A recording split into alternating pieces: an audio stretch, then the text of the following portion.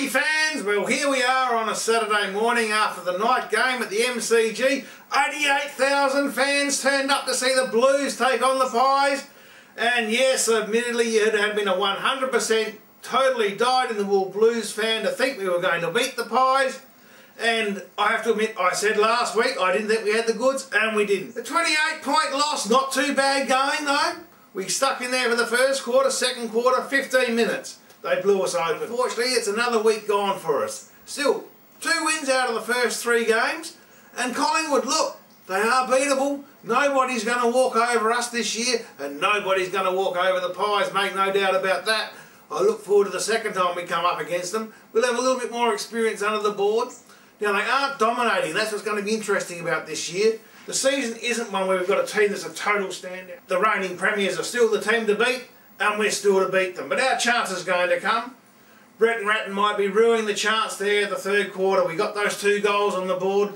We had it looking like we were going to make a real good run at them, but we couldn't quite pull it off. And that's not to knock the Carlton side.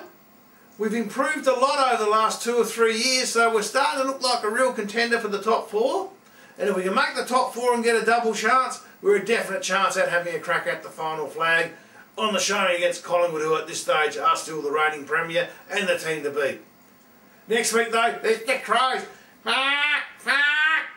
the Crows are coming up, the whinging. It's kicker Vic time. It's going to be a total pain in the butt. Those Crows fans will be whinging. Everything's against them. The umpires are against them. The game's not being played within half an hour of when they want it to be played.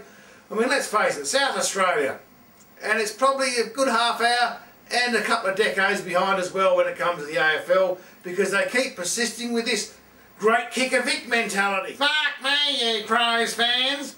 There's been no interstate football that really mattered for years and years and years, and you keep fucking wanting to have it again. It doesn't matter because no one wants to go and see it.